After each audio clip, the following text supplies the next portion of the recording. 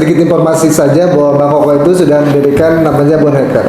Kita akan kupas nih terkait dengan Bone Hacker. Bagaimana sih awal mula berdirinya Bone Hacker? Mbak, boleh diceritakan nih ke sahabat Tapak Tilas kenapa terinspirasi untuk membuat terapi Bone Hacker? Seperti apa awal-awal dulunya gitu, Mbak?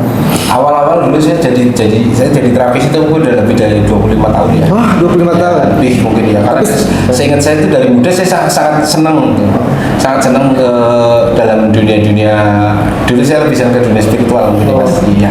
Dunia spiritual, jadi tadi pengobatan saya mungkin dulu ya tadi itu ada agak mistis itulah ya. Itu. Kemudian saya karena saya kuliah di Akper ya. Saya kuliah di Akper, saya lebih cenderung lebih banyak ke pengobatannya, lebih senang ke situ. Tuh. Mindset saya teralihkan lah gitu.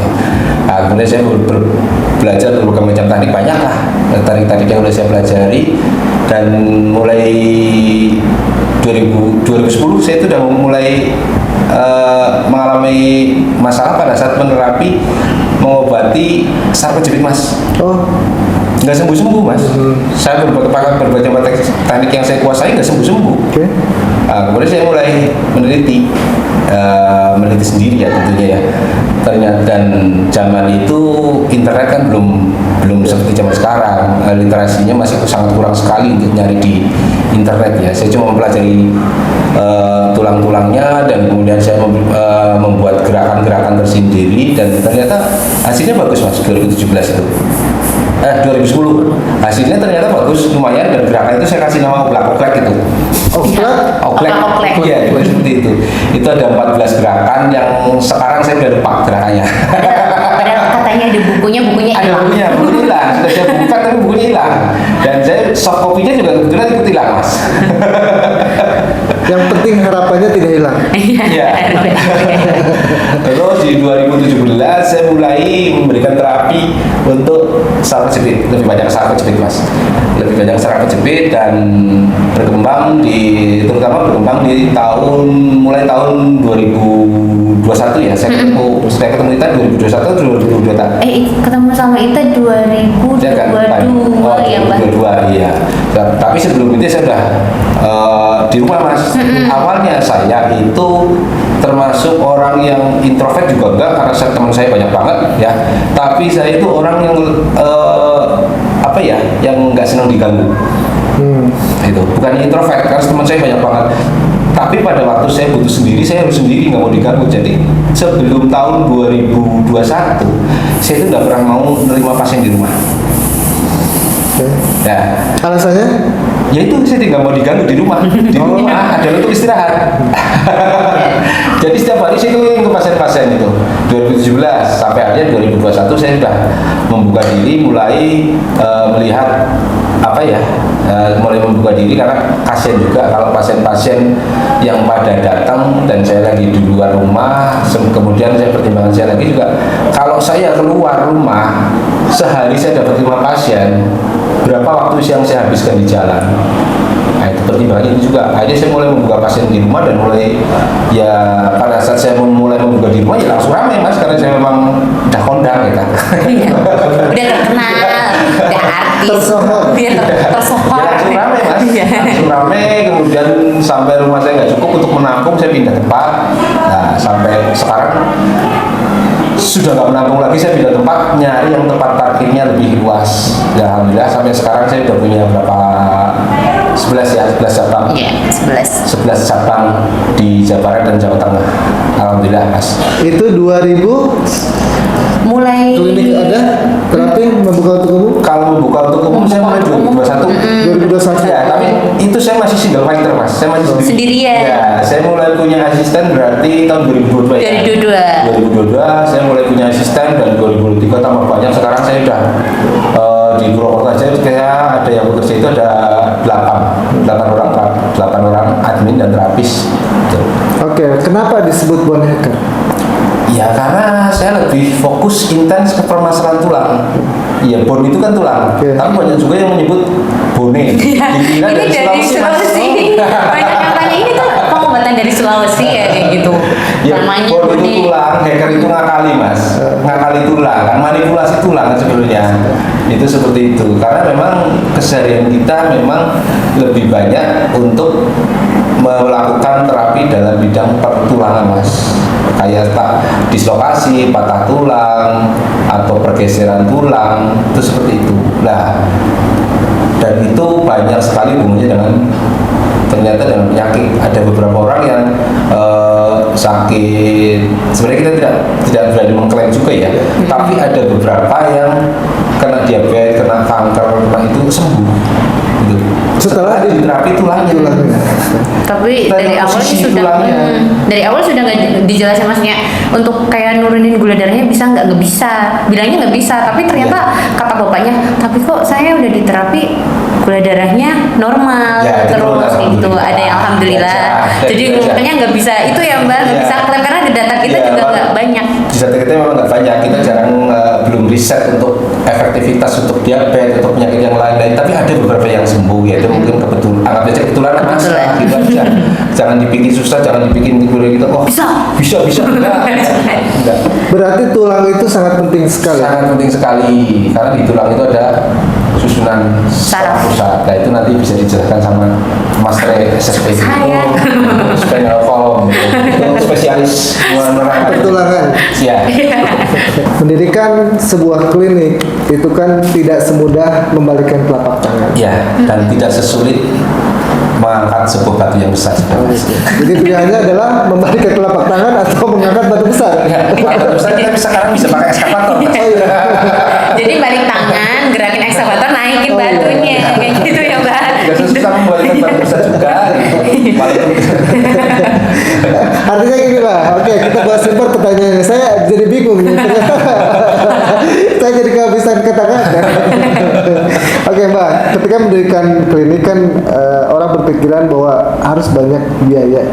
Benar nggak? Iya. Oh saya mau usaha gitu ya, mau Iya. bisnis atau apapun lah ya. Saya harus banyak keluarin duit gitu.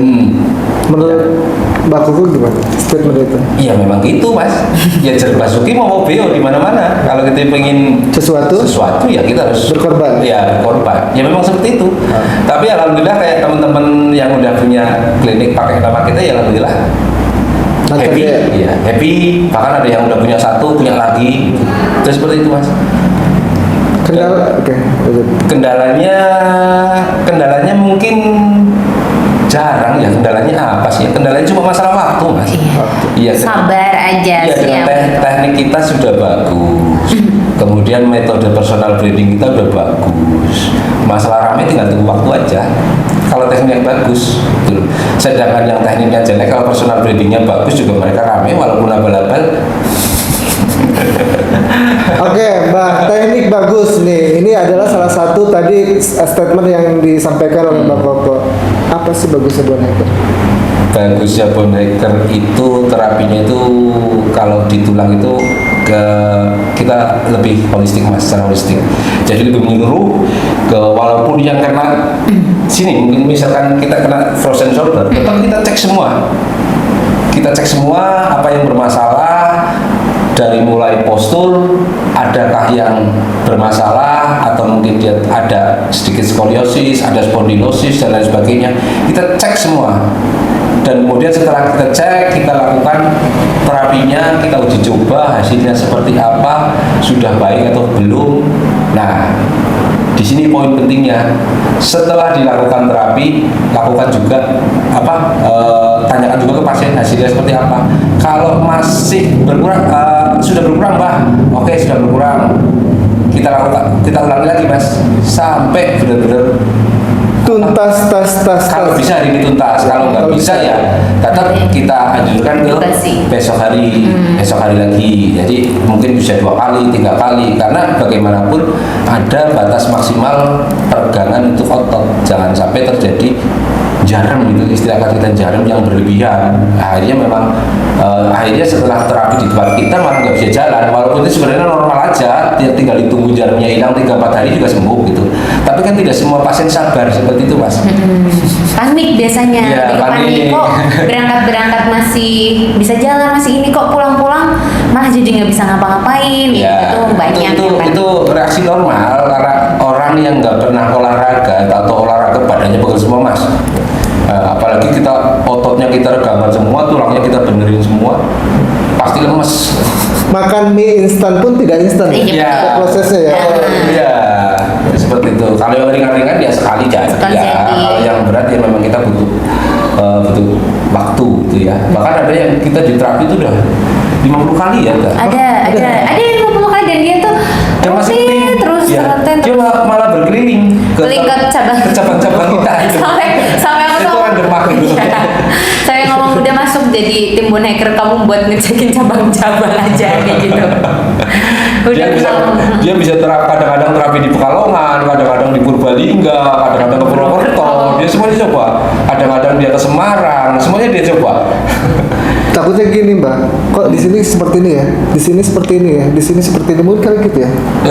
Bisa jadi kita metodenya sama. Semuanya sama, cuman sensasinya mungkin ya. Sensasinya mungkin dia mencari sensasi. Mungkin ada orang-orang yang butuh tenaga yang lebih kuat mas. Ada orang-orang yang nggak bisa terlalu kuat, harus pelan-pelan, slow. Nah itu kembali ke selera mas. Tinggal ke daya tahan tubuh masing-masing kan. Ada yang kita gempur habis-habisan juga masih kuat ada. Tapi ada yang baru kita pencet sedikit aja udah kesakitan ada. Nah itu kita sesuaikan juga kondisi pasiennya seperti apa gitu. Nah mungkin yang dia cari, namanya Mas Fajar ya, yang dia cari mungkin yang kuat gitu. Mungkin seperti itu. Oh di Pekalongan terapinya lemah, tuh, kurang kuat tenaganya, bisa dia mungkin mencari seperti itu. Lah sebenarnya dia mencari apa ya saya nggak tahu. Ya yang pasti dia mencari sembuh ya. Dia udah 50 kali, pertama kali dia datang dia jalan aja itu harus merambat, harus pegangan mas. Kayak cicak dan seluruh tubuhnya kaku. Dia nggak bisa tengok kanan kiri, cuma bisa lirik kanan lirik kiri aja. Tuh, sekarang dia udah nyetir sendiri, datang rutin. 50 kali ada lebih itu. Itu salah satu pengalaman pasien kita yang sangat setia. Mungkin kalau dapat penghargaan dia dapat berhargaan. Ada lagi pasien lumpuh itu usia 21 tahun di tulang kami bongkal. Itu lumpuh total ya, duduk aja dia nggak bisa. 21 tahun? Iya. Karena kecelakaan. Oh kecelakaan bisa menyebabkan lumpuh bu? Bisa. Kalau ada pergeseran, itu cuma geser dia di leher juga kena. Di leher kena, otomatis tangan ke bawah dia nggak bisa gerak. Duduk aja dia nggak bisa. Nah itu alhamdulillah 3 kali karena dia baru kena kecelakaan baru 1 mingguan ya. Jadi langsung dibawa ke kita. Alhamdulillah 3 kali terapi sembuh, udah sembuh. Terapi pertama tidak ada perubahan. Ya, tidak ada perubahan di tempat maksudnya mas. Pulang ke rumah dia mulai bisa gerak, bisa jalan. Terapi kedua dia udah jalan, udah bisa jalan sendiri, disupiri sama omnya karena memang jauh. Terapi ketiga dia udah bawa supir, dia sudah nyopir mobilnya sendiri. Dia udah nyetir sendiri. Oke, tadi terkait dengan kondisi misalnya patah tulang nih bang. Tadi ada yang tercepat, ada yang terlama. Itu faktor yang menyebabkan cepat atau lamanya metode pengobatan ini apa nih Pak? Satu yang jelas usia, semakin muda semakin gampang. Yang kedua gede kecilnya tulang, semakin besar tulangnya tingkat timbulnya pasti lama, itu alami mas, itu seperti itu. Yang ketiga ini hubungannya dengan pecicilan. Apa itu pecicilan? Pecicilan tuh baru enakan dikit udah dibawa keluar kota, jalan-jalan kayak gitu, masih dibawa aktivitas kayak gitu. Aktivitasnya berat. Kalau patah tulang ya memang harus bed rest. Bener-bener istirahat kayak gitu. Oke, saya itu ya pokoknya dengan pecicilan. Ada pasien saya itu di Majalengka namanya Mas Nana juga. Iya betul, ini dia itu baru diterapi. Baru diterapi udah enak mbak, udah enak, oke siap. Tiba-tiba loh kok udah di Jakarta aja nih orang kayak gitu. Jadi gimana kalau kita ngomongin? Saya dibully. Oke, jadi sebenarnya tahapan ketika si pasien itu sudah melakukan terapi apa nih Mas? Tahapannya yang satu pertama istirahat, dan kalau terjadi jarum kompres air es. Itu aja sih. Air Lebih banyak- es? Iya, air es. Kenapa air es? Karena jarum itu kan ada pembuluh-pembuluh darah yang pecah, Mas. Sebentar, jarum itu apa gitu? Jarum Cangkeh itu kalau memar, di sini. memar ya. Iya, memar. Oke. Saat kita melakukan tulang kita benerin nih, tertarik, klok, Oke. ada geser. Itu pasti ada tulang yang lecet, Mas. Tulang atau otot yang lecet. Nah itu menyebabkan nyeri. Nah, itu namanya kalau di Jawa itu jarum. Jarum. Kalau di sini cangkel. Cangkel, Ya cangkel gitu. Atau ya itulah apa ya? ngilu, Inflamasi, ngilu. kalau Nah, di inflamasi peradangan yang gitu. Nah, itu kan pembuluh-pembuluh darah banyak yang pecah itu, pembuluh-pembuluh darah kecil yang kapiler. Lah, kalau dikompres pakai air hangat, pembuluh darahnya semakin membuka dong. Dia bisa malah tambah bengkak. Oh gitu? Iya. Iya. Kalau pakai es, otomatis pembuluh darahnya rapat. Nah, dia menjadi lebih apa? Jadi tidak terjadi meminimalisir resiko pembengkakan. Yang kedua juga dengan dingin itu juga mengurangi rasa nyeri juga. Bed rest, kemudian kalau bengkak dikasih kompres air, kompres es ya. Terus Ya. apa lagi? Sabar. Sabar. Jangan pecicilan. Yang kecil lah. Benar itu. Nah, tapi kayaknya saya. Iya. Oke Pak, dengan kondisi berarti 2001 berarti kan sekitar 4 tahun. Itu berapa pasien yang sudah ditangani? Kalau kita yang tercatat mulai 2022 ya. Iya. 2022 pertengahan Dulu Juli kan, ya. dulu tuh kayak gini kan, Gimana? Mbak Koko tuh masih manual ya. Iya, dulu Iya. kertas belum pakai digital seperti kayak sekarang. Iya, Sekarang kita masih aplikasi. manual. Iya, udah ada database-nya, udah pakai Iya. aplikasi. Jadi, ya dulu kasihan banget lah, masih itu banget Ya, lah jadi ya. kalau ada pasien dia nyari. Padahal kertasnya udah banyak banget tuh, Mas. Iya, satu karton. Tapi bagus mewakili manusia. Purba. Kalau yang sudah tercatat sih dari pertengahan 2022 kita ya tak.